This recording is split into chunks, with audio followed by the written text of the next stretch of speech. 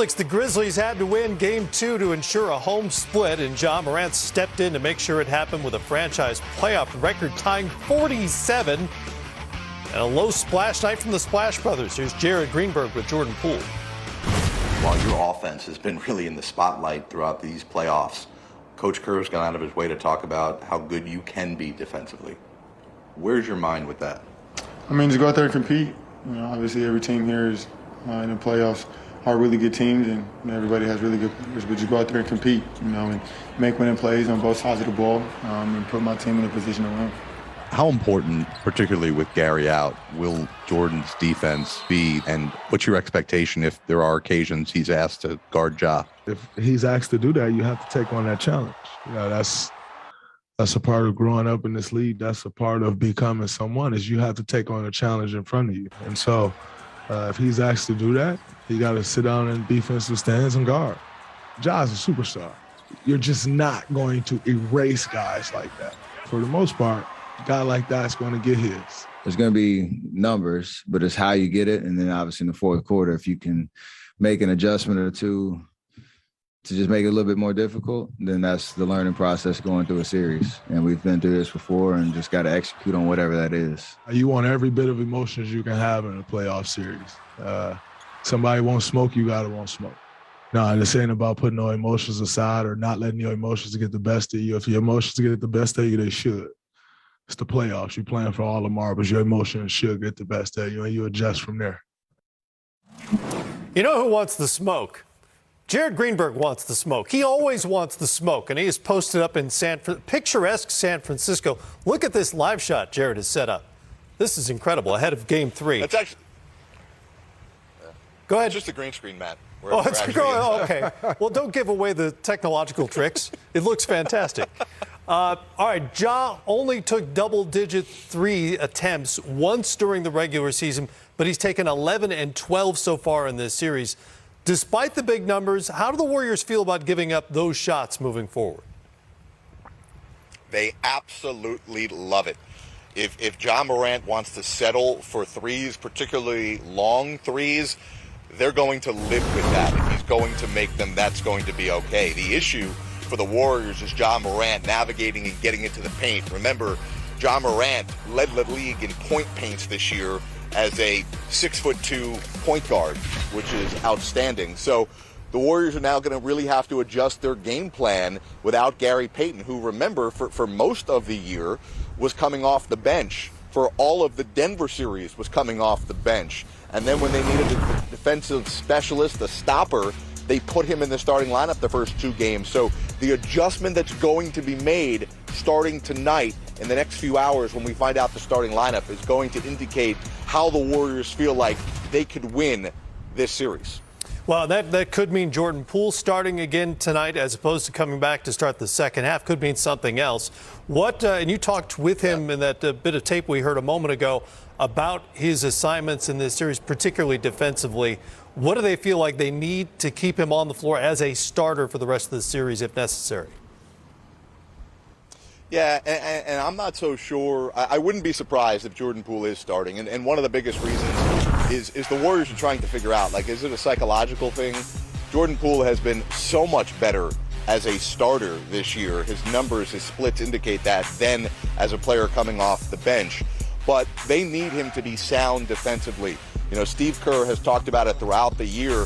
One of the reasons why Jordan Poole has earned so many minutes and opportunities to shine on offense is because of the growth he has made on defense. And you saw that in the Denver series. And then he got a little undisciplined over the first 2 games of this series, which is why Steve Kerr felt the need to have Gary Payton in the starting lineup. The big thing with Jordan Poole is not fouling. Is making sure he's being disciplined, as I said, and not reaching in.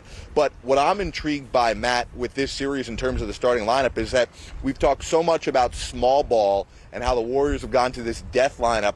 Well, Steve Kerr admitted yesterday that this death lineup that shined against Denver is no longer a lineup he could use for 25 minutes a night. It's going to be much more selective. That being said, with Steven Adams coming tonight, with Steven Adams coming back tonight, do the Warriors say, all right, you have to match up against us and go small ball, or do the Warriors throw Kevon Looney back into the starting lineup and match him up against Steven Adams? So many questions. There's also a large sample of work to suggest Steph Curry and Klay Thompson won't shoot worse than they did in Game 2, 16 of 44, 5 of 23 from 3. Is there any level of concern about getting those two going? None whatsoever about Steph Curry. I think there probably would be more with Klay Thompson, but Steve Kerr went out of his way yesterday to say that the shooting woes are not at all related to fatigue due to his multiple injuries that he's coming back from. However, I do want to point this out. Klay Thompson is not on the injury report today for tonight's game. However, Klay Thompson was on the injury report prior to Game 2. And if you watched our broadcast on TNT during Game 2, we showed you what we believe to be the injury where he injured his right knee, the opposite knee from the knee he had the ACL surgery on. I don't think that's leading to the shooting woes, but what is, I think, a cause for concern, and the Warriors won't say this publicly, is Klay coming back from this injury is not up to the defensive standards that he set for himself, and that's why we haven't seen very much of him on Ja Morant, because he's not the Klay Thompson off the Achilles and the ACL that he was prior to those injuries. No, clearly, and it would be a lot to ask for him to be that guy after the 2.5-year layoff. Speaking of injuries, Desmond Bane was limited in Game 2 because of the back injury. What do we know about his condition ahead of Game 3 tonight?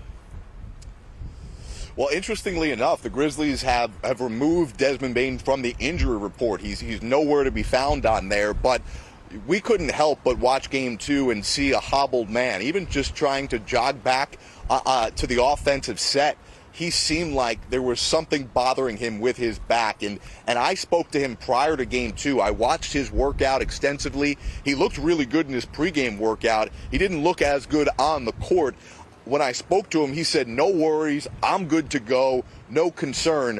But that is certainly going to be a thing. I'm stunned that he's not on the injury report based on what we saw just 2 days ago in Game 2.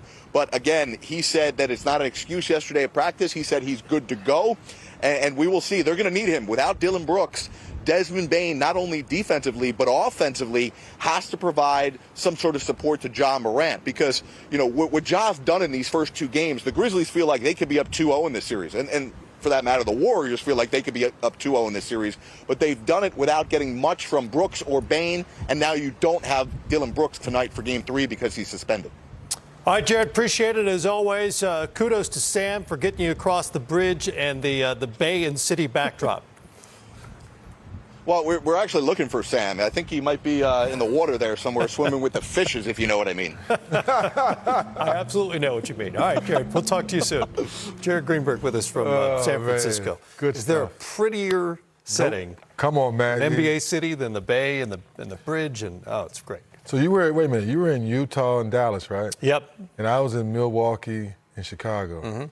And Jared's in San Francisco by the Bay. Yeah, he was in San Francisco and Denver before that. Before that, wow. Yeah, Oh, pretty lucky good. W. Although Salt Lake City is beautiful. That's right. That's right. You got the weather Dallas right is now. a great city. That's right. Salt Lake Good City is weather. beautiful with the mountains and this time of year especially. But not like San Francisco. Not like San Francisco. It's not the All same. right, it's back to work. Back to work. All back to right, work. Ja Morant, the threes we talked to Jared, Yes. they're willing to give up those threes. I agree. He's not I a great agree. three-point shooter, and if he's out there, he's not in the paint as much, which is, of course, where he makes his hay. You're right, Matt. You talk about the 12 threes. He got to the free throw line, made 12 or 13 free throws. It's because of attacking the paint. Yes, people at home, you work on your three-point shot. That's all fine and dandy. But late that fourth quarter, 4 minutes left to go, Ja said, no more threes. I'm attacking the paint. I don't care if we switch or not. We talked about Klay Thompson not being his feet not being back to normal, but Ja Morant says, I'm going to get to my left. Y'all know I want to get left, but you're not going to stop me from getting left. Come on, Matt. It's unbelievable when a young man realizes I have it going. I'm not selling for what the defense is giving me.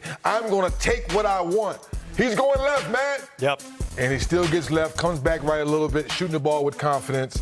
You just love to see that. So when you watch the shot chart here, guys, people at home, I'm a little concerned, Matt. 31 shots. The next person is who? Jaren Jackson Jr. with 14 shots. He's 3 of 14, Matt. And he had foul trouble. Right, you go all the way down to Zaire Williams off the bench with only 9 shots. We talked about Baines, but I need DeAnthony Melton and I need Tyus Jones. I need those two guys to step up today with no Dillon Brooks. right? Well, You need those guys to make some shots. And you need a healthy Desmond Bain. Yes, we know that. We know Desmond brings it on both ends of the floor. But if he's struggling a little bit with his back and injury, these other two guys have to step up like they showed us in the Minnesota series, where they made some big shots in the closeout game. They have to do it tonight in Game 3. You heard Jared say Steven Adams could be back in the lineup tonight from Memphis. I don't know that affects what Golden State does. No, actually, he'll be in the way. As much as we love you, big fella, you may be in the way. Maybe some screen setting for Ja a little bit here and there and rebounding. But big picture, the way this game is flowing, he may be in the way. Offensively, well, actually, both ends of the floor. What makes most sense in terms of a starting lineup for Golden State? I say go small. I say start out small, and because you're at home. Have Poole in the lineup with Thompson and Yes, Steph. Yeah. I say start small, come out guns a-blaze, and get off to a fast start. Because we know one thing about the Warriors. You make a few threes early in the ball game, misdirection, get a few layups, get a few steals. You can deflate people early in the ball game and then ride their wave for the rest of the game. They build a sort of a momentum that is hard to stop. And that building's been waiting for something like this since they've opened. Steve Kerr did indicate yesterday that small lineup, that depth lineup, is probably not a 25-minute plus lineup for a game. No. Maybe that influences his decision on who starts. I think if you do that, I think to Steve's point, you kind of regulate. If we're off to a fast start, you ride the wave, then you get big fella in there for rebounding. Right. All right. That's coming up later tonight from San Francisco. Much more ahead here on Playoff Central.